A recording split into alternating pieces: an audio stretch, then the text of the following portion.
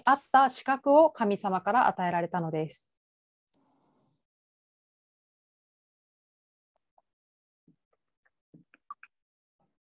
하나님의 부르심에 순종하는 마지막 기회를 보고 청년이라고 합니다.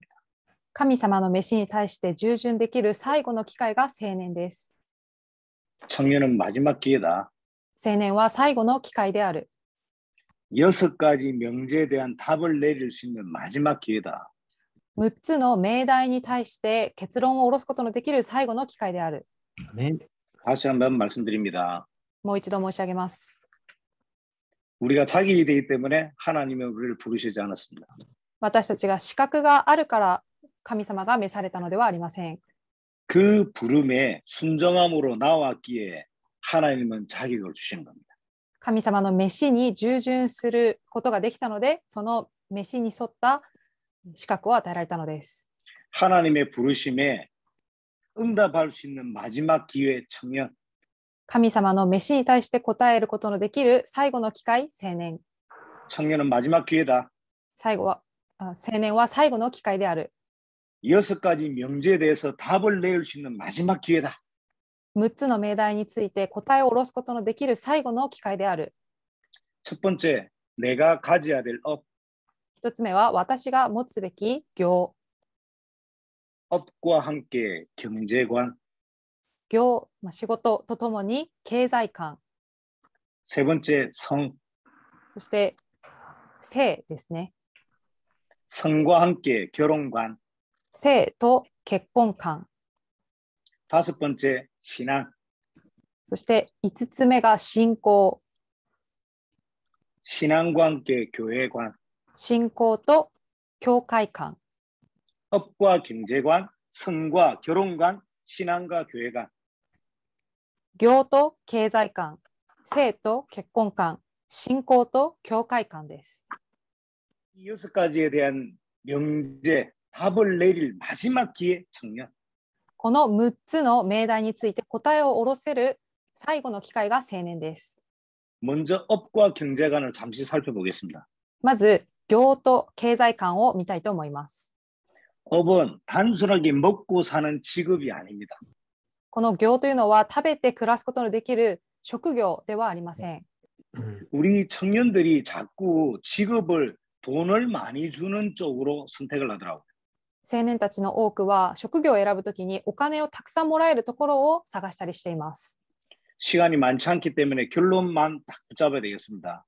今日時間があまりないので結論だけコンパクトにお伝えしたいと思います。 우리가 해야 될 직업은 먹고 사는 직업이 아니라 시대와 현장의 필요를 채우는 것이 직업이 돼야 됩니다.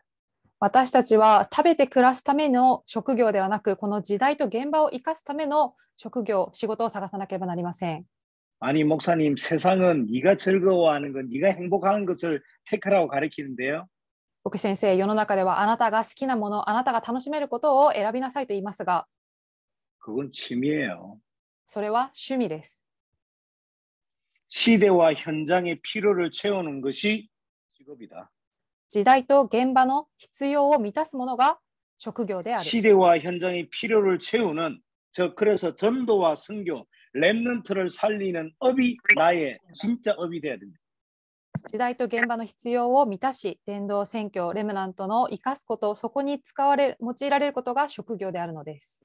이 이유 때문에 하나님이 주시는 경제의 축복이 진짜 축복이 되는 거죠. この理由のため、神様がくださる経済の祝福が本当の祝福になるのです。 돈과 경제는 다른 겁니다. お金と経済は違うものです。 돈은 쿠폰이잖아요. お金はクーポンです。 돈은 있는데 경제관이 없으면 어떻게 될까요? お金があっても経済観がないとどうなりますか？ 돈이 있는 만큼 타락하는 거죠. お金があるほど堕落してしまいます。 어느 면에서는 우리 청년들은 돈이 없는 것이 아니라 경제관이 정리가 안 돼 있는 겁니다. 青年たちはお金がないのではなくて、経済観が整理されていないのです。 어떤 경제관요? どんな経済観でしょうか？ 시대와 현장의 필요를 채우는 하나님이 원하시는 경제관. 時代と現場の必要を満たす神様が願われる経済観。 경제관을 가지고 전도와 선교, 렘넌트를 살리는 업. この経済を持って伝道と宣教、レムナントを生かす仕事、 마지막 기회 청년. それを備える最後の機会が青年です。 세 번째 성. そして3つ目が 네 性、 번째 결혼관. 4つ目が結婚観。 성은 가정과 가문의 렘넌트의 축복을 전달하는 아주 중요한 통로가 성입니다. 性とは家庭と家計にレムナントの祝福を伝える最も重要な通路です。 성이라고 이야기하는 섹스는 사랑의 수많은 표현 방법 중에 하나입니다. 性というこのセックスというのは愛の表現のうちの一つです。 섹스한다고 해서 사랑하는 게 아닙니다. セックスをするからといって愛をしているわけではありません。 수많은 사랑의 표현 방법 가운데 하나가 섹스예요. 多くの愛の表現のうちの一つがセックスとなるのです。 청년들은 자꾸 섹스하는 것이 사랑한다고 착각을 합니다. 青年たちの多くはセックスをすることが愛していることと錯覚しています。 지금 시대는 사랑은 없어지고 표현 방법만 난무하는 시대가 되어버렸어요. 今の時代は愛はなく愛の表現だけがどんどん増えていっています。 나의 쾌락에 대한 수단, 방법이 섹스가 되어버리는. 自分の快楽に対する手段がセックスとなってしまっています。 이 부분을 사단이 그냥 놔두겠습니까? このことをサタンが放っておくでしょうか。 사단은 자꾸 청년들의 아주 약한 이 부분을 자꾸 공격해 들어오잖아요. サタンは青年たちの弱いこの部分を攻撃し続けてきます。 성 때문에 일어나는 많은 시험거리가 있습니다. この性による多くの試みもあったりします。 나의 잘못 때문에 일어나는 문제는 시험이 아니에요. 自分の間違いによって起きることは試みではありません。 그것은 시련이죠. それは試練です。 반드시 빨리 멈추고 회개해야 되는 것이죠. 必ず早く立ち止まって悔い改めなければなりません。 나의 잘못 때문에 찾아온 그 시련을 자꾸 시험이라고 말해서는 안 됩니다. 自分の過ちによって来るこの試練をそれは試みだというふうには言ってはいけません。 그것은 시험이 아니라 나의 잘못 때문에 당연히 찾아오는 시련이죠. それは試みではなく自分の過ち、自分の間違いによって来た試練なのです。 빨리 멈추고 회개해야 되는 겁니다. 早く立ち止まって悔い改めなければなりません。 여기서 회개는 잘못을 했다고 엎드리는 게 아니잖아요. ここでの悔い改めは過ちを犯しましたと口ずさむのではありません。 회개는 삶이 돌아오는 겁니다. 悔い改めとは暮らしが戻ってくることです。 내 삶이 멈추고 하나님이 원하시는 그 자리로 다시 돌아오는 게 회개 아닙니까? 私の暮らしが止まって神様が願われるその場に戻ってくることが悔い改めではないでしょうか。 나의 삶은 계속 직진해 가면서 이번 회개한다는 건 그것은 회개가 아니에요. 自分の暮らしは直線を言っているのに口だけで悔い改めていますというのはそれは悔い改めではありません。 그것은 카톨릭에서 말하는 고해성사죠. それはカトリックで言っている懺悔のようなものですね。 하나님이 원하시는 회개는 복음을 회복하고 원래 자리로 돌아오는 것이 회개입니다. 神様が願われる悔い改めとは福音を回復し元の場所に戻ってくることが悔い改めです。 나의 잘못 때문에 찾아오는 시련과 시험은 반드시 우리가 자세히 정리를 딱 해야 됩니다. 私の過ちによって来る試練、この試みは必ず私たちがどのようにするべきか姿勢を備えるべきです。 두 번째 사단이 주는 것은 또 뭐냐면 유혹이죠. 2つ目にサタンが与えるものは誘惑があります。 영어로 temptation. 英語で temptation。 사단이 주는 유혹. サタンが与える誘惑。 가장 청년의 때에 약한 성적인 부분에 대한 유혹. 青年の時に最も弱い性的な部分を通してくる誘惑。 이 성적 유혹을 받아들이면 뭐가 되죠? この性的な誘惑を受け入れてしまうと何になるでしょうか。 간음. それは姦淫になります。 간음하게 되면 어떻게 됩니까? 勧誘するとどうなりますか？ 그 간음하는 대상자와 나는 죄의 비밀을 서로 공유하게 됩니다. その勧誘した相手と自分は罪の秘密を持つ関係になってしまいます。 죄는 두 가지 속성이 있지 않습니까? 罪には2つの属性があります。 지속성과 확장성이 있습니다. 持続性と拡張性があります。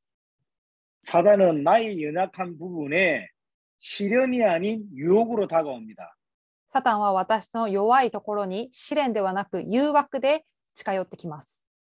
그 부분이 무감각해질 만큼 지속적으로 공격합니다. その部分が無感覚になるほど続けて攻撃してきます。 어때? 앞에 사람도 하고 옆에 사람도 하고 시대 다 그렇잖아. 前の人も横の人も時代ではみんなやってるのにそれでもいいんじゃないと。 이 부분에서 민감해지는 것이 아니라 둔감해지도록 자꾸 지속적으로 연약한 부분을 파고듭니다. 敏感になるのではなくて鈍感になるようにそのことに関してどんどん誘惑してくるのです。 이렇게 성적인 유혹을 한번 받아들이면 가늠하게 되고 가늠하게 되면 죄의 비밀을 공유하는 대상과 함께 죄성을 가지게 되는 거죠. この誘惑によって勧誘してしまうと罪の秘密を共有することになってしまいます。 하나 들어오게 되면 그 분야에 머물러 있지는 않습니다. そしてその罪が入ってくるとその分野にとどまることはありません。 지속성과 함께 확장성으로 계속 모든 영역에 번져 나가는 거죠. 持続性とともに拡張していきながら全ての領域にどんどん広まっていくのです。 영적 감각이 무너지도록 霊的な感覚が崩れるように、 죄는 계속 대담해지도록 만듭니다. そして罪はどんどん大きく大胆になるようにしていきます。 결과는 더 큰 유혹에 끌려다니도록 만드는 거 아닙니까?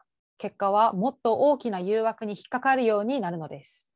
반대로 우리 청년들이 성적인 유혹을 거절한다면 어떨까요? 逆に青年たちがこの性的な誘惑をうまくちゃんと拒めたらどうなるでしょうか。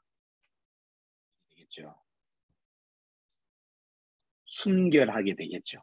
純潔、清くなりますね。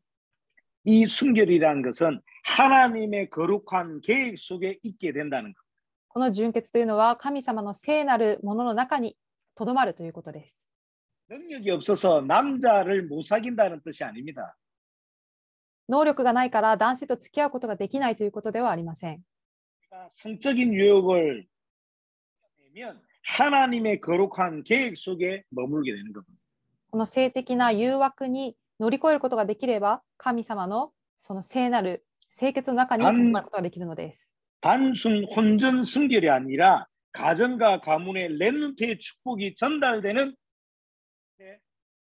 가 되는 거예요. ただ単に純潔なのではなくて、それは家庭と家計にレムナントの祝福を伝えるその通路になるのです。 자격이 되기 때문에 부른 게 아닙니다. 資格があるから召されたのではありません。 이 음성의 순정함으로 나오는 사람에게 하나님은 자격을 부여하시는 거예요. 神様の御声に従順した者に神様が資格を与えられたのです。 이 부름에 마지막 기회에 놓인 것이 청년. この召されたことに従順できる最後の機会が青年。 청년은 때 6가지 명제에 대해서 답을 딱 내려야 된다. この青年の時期に6つの命題の答えを下ろさなければなりません。 경제관, 仕事と経済観、 결혼관, 性と結婚観、 신앙과 교회관. 信仰と教会観。 오늘은 결혼 특강이기 때문에 나머지 신앙과 교회관은 또 다음에 하도록 하겠습니다. 今日は主題が結婚なので、信仰と教会観に関してはまた次回機会があればお伝えしたいと思います。 결혼. 結婚、 여러분들은 어떻게 생각하십니까? 皆さんはどう考えますか？ 일단 결혼을 하려면 먼저 만나야 될 거 아니에요. まず結婚をするためにはまず出会わなければなりません。 내가 만나고 싶어하는 대상, 私が出会いたい対象、 또 만나고 있는 대상. 出会いたい対象ですね。 많은 경우의 수가 있겠죠. いろいろな場合があると思います。 그런데 분명한 만남. しかし確実な出会い。 만남에 중요한 질문과 답을 딱 가지고 있어야 됩니다. この出会いに重要な質問と答えがなければなりません。 다 만나고 싶고 또 만나고 있겠죠. 誰もが出会いたいですし、出会っていると思います。 그런데 그 만남에 분명한 질문과 답을 가지고 있어야 된다 이 말이에요. その出会いについて確かな質問と答えを持っていなければなりません。 내가 만나고 싶어하는 만남, 私が出会いたいと思う出会い。 내가 만나고 있는 만남, 私が出会っている出会い。 만남이 정말 この2つの出会い。 구별된 만남인지 두 번째 분별된 만남인지. 区別された出会いなのか、分別された出会いなのか。 구별된 만남, 분별된 만남. 区別された出会い、分別された出会い。 분별 뜻이 뭘까요? 区別と分別、意味はどうでしょうか。 구별입니다. 区別です、まず。 구별은 눈에 보여지는 것을 나누는 걸 보고 구별이라 그래요. 区別は目に見えるものを分けることを区別と言います。 눈에 드러나는 것을 나누는 거죠. 目に見えるものを分けるのです。 사과와 배가 있습니다. リンゴと梨があります。 너는 사과야, 너는 배야. あなたはリンゴ、あなたは梨だよ。 이렇게 나눌 수 있는 거죠. このように分けることができるものです。 왜 보여지는 것들이기 때문에. 見えるものだからです。 그럼 분별은 뭘까요? では、分別は何でしょうか。 분별은 보이지 않는 부분까지도 구별하는 거예요. 分別は目に見えない部分までも分けることを分別と言います。 나의 만남이 얼만큼 구별된 만남인지. 私の出会いがどれほど区別された出会いなのか。 쉽게 말하면 누가 봐도 구별되어지는 만남이 있어요. 誰が見ても、簡単に言えば誰が見ても区別できるそのような出会いがあります。 드러나는 것을 나누는 거니까요. 目に見えるものを分けるものだからです。 남자와 여자. 男と女。 누가 봐도 구별되잖아요. 誰が見ても区別することができます。 누가 봐도 불신자, 신자. 誰が見ても信者と未信者区別できます。 그런데 보여지는 것조차도 구별 못하고 만남을 시작하고 만남이 진행되는 만남이 있다. 目に見えるその区別すら分からずに出会いが進むものもあります。 사랑은 동성애 같은 거예요. その例えば同性愛とかですね。 여러분들 동성애는 사랑이 아닙니다. 皆さん、同性愛は愛ではありません。 사랑은 반드시 열매가 나와야 됩니다. 愛は必ず実りがなければなりません。 생명이라는 열매가 나와야 되는 거죠. 生命という実がなければなりません。 동성애자들은 이야기를 하잖아요. 우리는 사랑하는 사이라고. 同性愛者は言います。私たちは愛する仲ですと。 기억을 하셔야 됩니다. よく覚えていてください。 상식 이하의 만남. 이걸 보고 영적 문제라 그럽니다. 常識以下の出会いを霊的問題と言います。 우리는 영적 문제를 어떻게 이해하고 있습니까? 私たちは霊的問題をどのように理解していますか？ 이상한 행동을 하고 おかしい行動をしたり、 침을 흘리고 よだれを垂らしたり、 괴성을 지르고 変な声を出したり、 그건 정신 문제입니다. それは精神的な問題です。 이미 정신병인 거죠. すでに精神的な病を患っているのです。 영적 문제 뜻이 뭡니까? 霊的問題の意味は何でしょうか？ 상식 이하의 문제를 보고 영적 문제를 합니다. 常識以下の問題のことを霊的問題と言います。 어떻게 사람이 벽에랑 결혼을 합니까? どのように人が枕と結婚することができますか？ 벽에는 베고 잘 것이죠. 枕は寝るときに使うものですね。 어떻게 사람이 집에서 기르는 고양이랑 결혼을 합니까? どのように人間が家で飼っている猫と結婚できますか？ 상식 이하 常識以下、 영적 문제. 霊的問題です。 충분히 눈으로 알 수 있는 문제죠. 十分に目で見ても分かる問題です。 많은 질문을 받는 것 중에 하나가 그러면 목사님 꼭 믿는 사람과 결혼해야 됩니까? 라는 질문을 참 많이 받아요. 多くの質問を受けるその質問が、牧師先生、必ず信じて、この信者と結婚しなければならないですかと聞きます。 꼭 믿는 사람과 결혼해야 되나? 이 질문은 상황에 대한 질문이에요. 必ず信じる人と結婚しなければいけないですかというのは状況に関する質問です。 이 부분에 사실상 절대적인 답은 없다고 저는 봅니다. このことに関して絶対的な答えはないと私は考えています。 수학처럼 1 더하기 1은 2다라고 이렇게 답이 나와지는 문제가 저는 아니라고 봅니다. 数学のように1たす1は2のように明確な答えが出る問題ではないと思っています。 모든 상황마다 그 사람의 상태와 그 사람의 환경마다 답이 다르게 다 나와져야 되기 때문에 すべての状況において、その人の状態や環境によってすべて答えが変わってくるからです。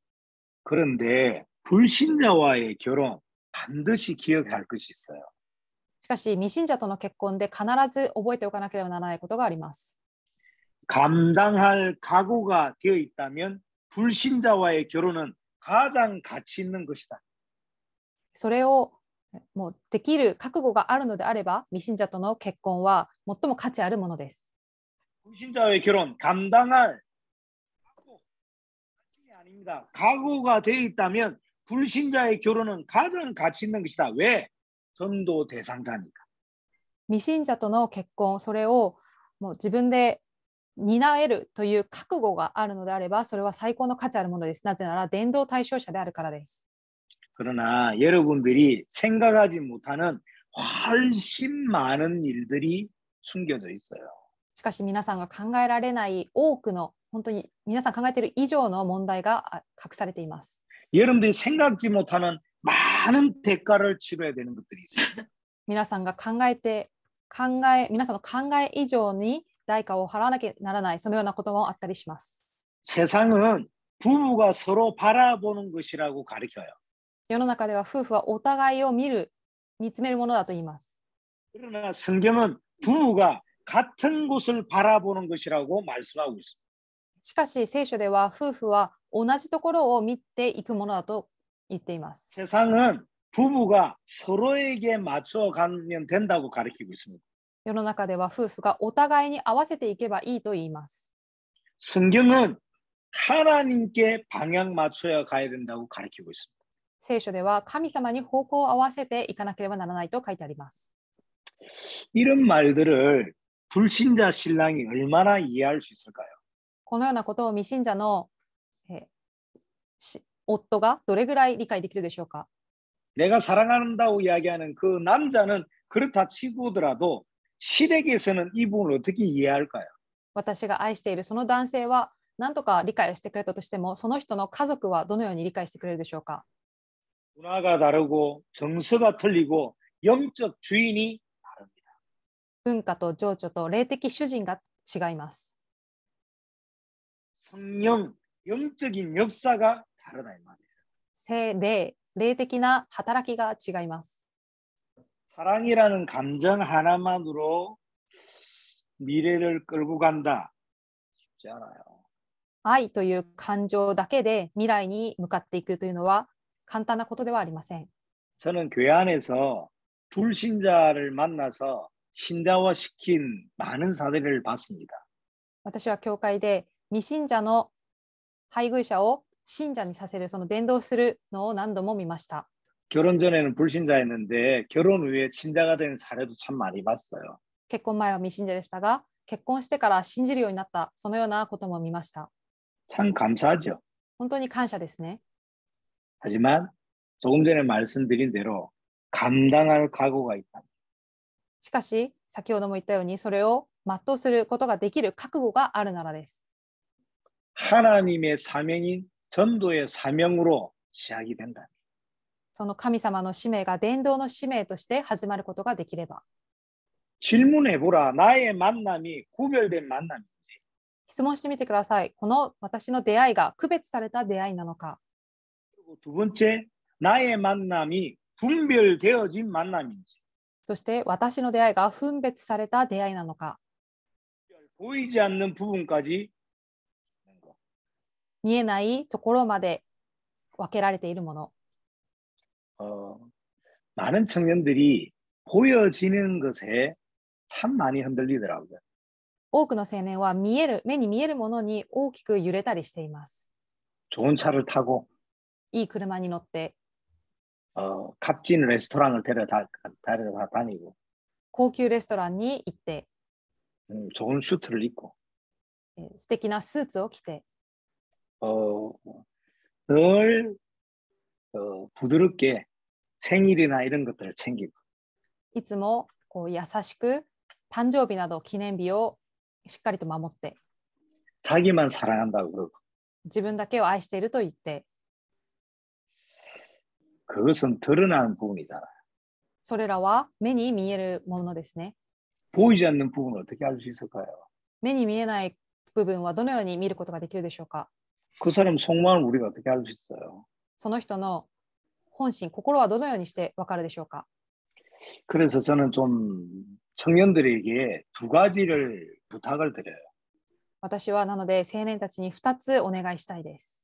교제를 시작하면 충분한 시간을 좀 가져라. 交際を始めたら十分な時間を持ってください。 1년에 4계절이듯이 봄, 여름, 가을, 겨울이듯이 충분한 계절을 서로 건너가라. 1年に春夏秋冬四季があるように、交際を始めたら十分な時間、十分な期間を持ってください。 정말 결혼할 사람이 맞다면 50년 이상을 같이 가야 되잖아요. 本当に結婚する人であるならば50年以上を一緒に行かなければなりません。 정말 충분히 검증을 해봐야 될 거 아닙니까? 本当に十分に検証をしてみないといけません。 우리가 회사에서도 대리에서 과장으로 올리는데 수많은 시험을 치잖아요. 会社でもこう昇進するとき、例えば課長になるなどのときに多くの試験があったりします。 많은 것들을 평가하지 않습니까? さまざまなことを評価します。 그런데 나와 평생의 가정을 꾸리고 50년 이상을 같이 가야 될 사람인데 しかし私と一生を共に過ごし、家庭を築き上げる相手です。 계산하라는 뜻이 아닙니다. 計算をしてくださいという意味ではありません。 하나님이 역사하시도록 충분한 시간을 좀 가져라 이 말이에요. 神様が働かれるように十分な時間を持ってくださいということです。 조급하지 말고 감정으로 다가서지 말고 말씀으로 쭉 인도함 받아봐라 이 말이에요. 焦ったり、こう自分の考えで感情で進むのではなくて、御言葉で導かれてください。 그리고 더 중요하게 정말 결혼을 해야 됐다 생각됐다면 세 사람에게는 소개를 시켜봐야 되겠죠. そしてこの人と結婚をしようと決めたのであれば、3人以上の人には紹介をしてください。 첫 번째 나의 베스트 프렌드. 1人目は自分の親友。 어느 면에서는 나보다 나를 더 잘 아는 친구다. その親友、ベストフレンドは私よりも私のことをよく知っている人だと思います。 그리고 두 번째 부모님. そして2人目は両親。 그리고 나의 영적 부모인 목사님. そして自分の霊的両親である牧師先生。 베스트 프렌드 부모님 목사님에게 그 대상을 소개했을 때 나오는 결과 대부분이 90% 이상 실패하지 않더라고요. ベストフレンド、両親、牧師先生にこの自分の結婚相手を紹介すると、その結果によって 90% 以上のいろいろ変わるようになりました。 나의 만남에 대해서 질문하라. 自分の出会いについて質問をしてください。 구별과 분별. 区別と分別。 자, 여기까지를 보고 세상은 뭐라고 그러냐면 지혜라고 불러요. ここまでのことを世の中では知恵と言います。 보여지는 것을 잘 나누고 見えるものをうまく分けて、 보이지 않는 것을 잘 구별을 해내는 見えないものをうまく分けていく。 사람을 보고 지혜 있는 사람이라 그러잖아요. そのような人を知恵ある人だと言います。 우리는 이 부분에서 멈추면 안 됩니다. 私たちはここで止まってはいけません。 겉으로 보고 구별할 줄도 알아야 됩니다. それを外側から見て区別することができるようにならなければなりません。 보이지 않는 부분까지도 알고 분별할 줄도 알아야 됩니다. 見えない部分までも見て分別できるようにならなければなりません。 청년들은 세계 복음화해야 될 사람들이기 때문에 사람이지에 사람의 칭찬을 뛰어넘어야 됩니다. 青年たちは世界福音化をする人であるので、人の知恵や人が褒めること、それを乗り越えなければなりません。 세복할 우리는 하나님께서는 이 만남을 어떻게 보실까? 世界福音化する私たちに向けて神様はこの出会いをどのように見ているだろうか。 만남을 통해서 하나님이 기뻐하시는 건 무엇일까? 질문하는 것을 보고 성별이라 그래요. この出会いを通して神様が喜ばれることは何かということを質問することを性別と言います。 구별도 해야 되지만 区別もしなければなりません。 분별도 해야 되지만 分別もしなければなりません。 하나님이 기뻐하시고 하나님이 시급하게 보시는 성별의 자리까지 나아가야 된다. 神様が喜ばれ、神様が至急だと思われるその場所まで行かなければなりません。その性別まで行かなければなりません。 내 생에 한 번뿐인 청년의 때입니다. 自分の人生で一度しかない青年の時期です。 하나님은 나를 성별의 모델로 부르셨잖아요. 神様が私を性別のモデルとして召されました。 이해가 안 되고 理解ができず、 잘 알지를 못하지만 よくわからないかもしれないですが、 믿음으로 순종함으로 나아갈 때 信仰で従順し進んでいくとき、 하나님께서 나를 부르신 이유와 목적과 계획이 드러나는 것이다. 神様が私を召された理由と目的、計画を知るようになります。 하나님이 허락하신 만남은 神様が与えられた出会いは 네 가지가 따라옵니다. 4つのことがついてきます。 첫 번째, 자기 자신에게 기쁨이 따라와요.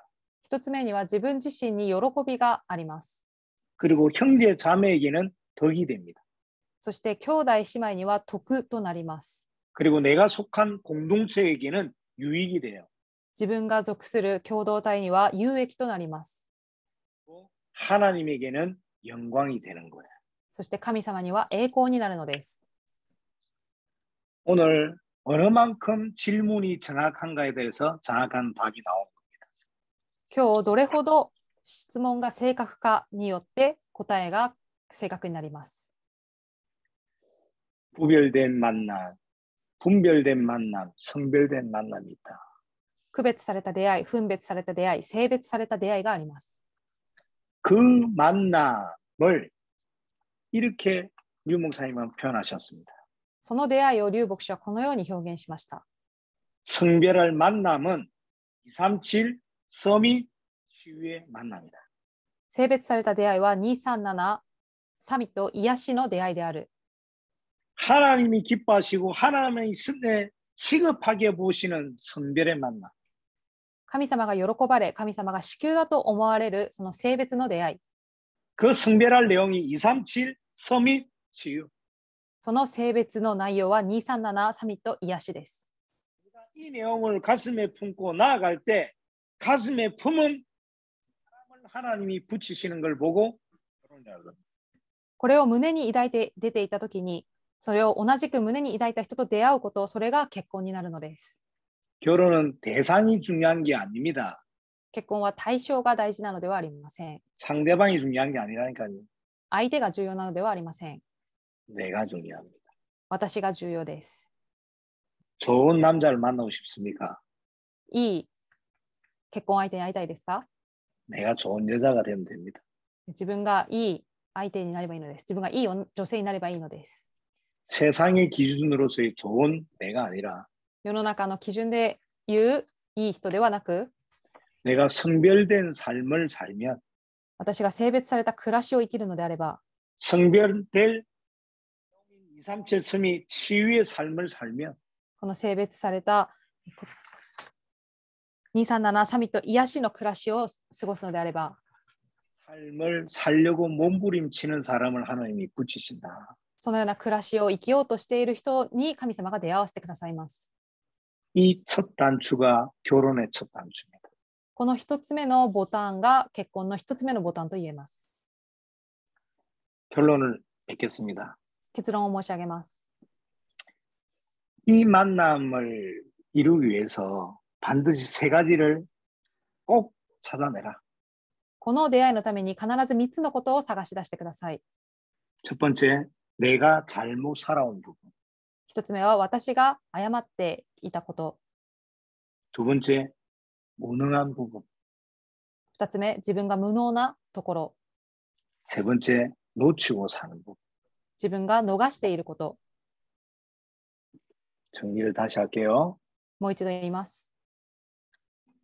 내가 정확한 질문을 찾아낼수록 정확한 답이 생깁니다.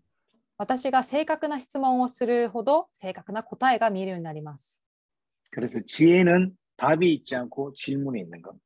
なので知恵とは答えがあるのではなくて質問が重要なのです。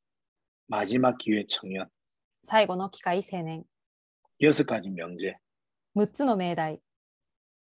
결혼은 질문에서 시작된다. 結婚は質問から始まります。 나는 어떤 만남을 기대하고 있습니까? 私はどのような出会いを期待しているのか。 구별, 분별, 성별. 区別、分別、性別。 하나님이 시급하게 보시고 하나님이 중요하게 보시는 237 치유 서밋의 삶. 神様が至急だと思われ、また神様が願われている237癒しサミットの暮らし。 이를 위해서 내가 잘못 살아온 부분, 나의 무능한 부분, 놓치고 산 부분을 찾아내라. このために私が間違っていたこと、自分の無能さ、私が逃していたことを見つけなければなりません。 올바른 질문 속에 하나님의 응답이 있기를 예수 그리스도는 축원합니다. 正しい質問の中で答えを見つけることを主イエスキリストの皆で祝福いたします。 메시지를 마치겠습니다. メッセージを終えたいと思います。 감사합니다. ありがとうございます。 질문 있으면 질문을 받겠습니다. 質問がありましたら質問を受けたいと思います。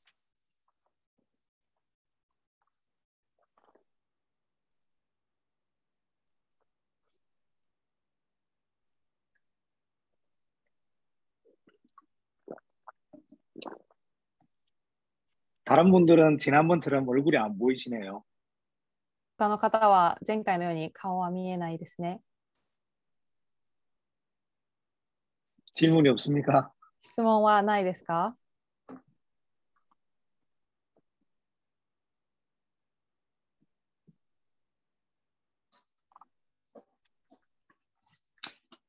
너무 명강이라서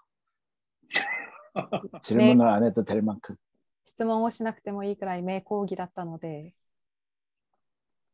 우리 강승 교사님 더 잘생기셨네요. 원래 좀 했습니다, 제가. 韓国先生もっとかっこよくなりましたねとお話しされていました。 내가 왜 부끄럽지?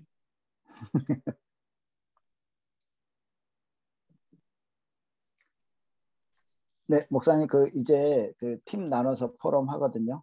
소그룹으로 참석 좀 같이 해주시면 좋겠습니다. 네네. 네.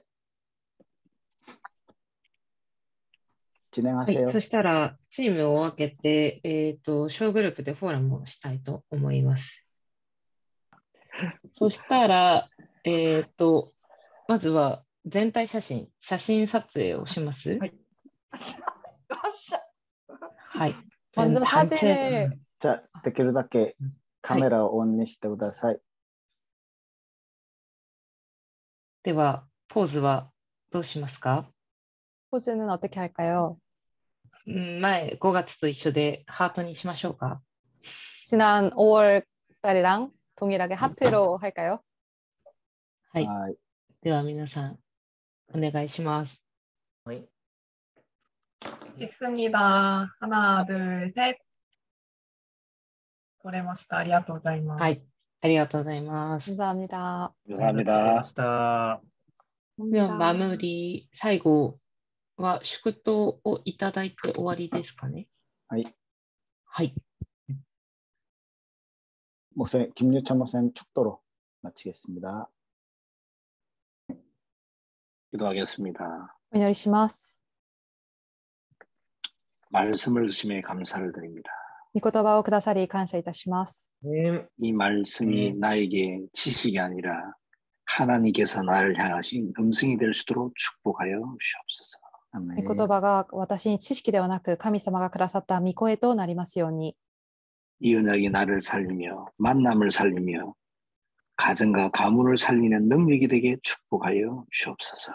この契約が私と出会いと家庭家計を生かすものとなりますように。 아멘.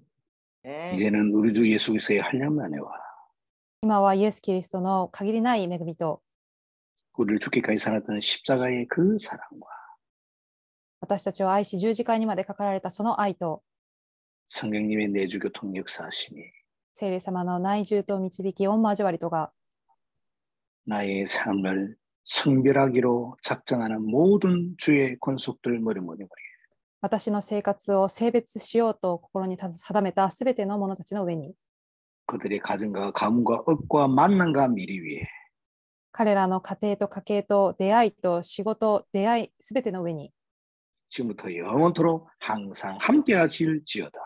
今からとこしえまでいつも共にありますように。 아멘. 네.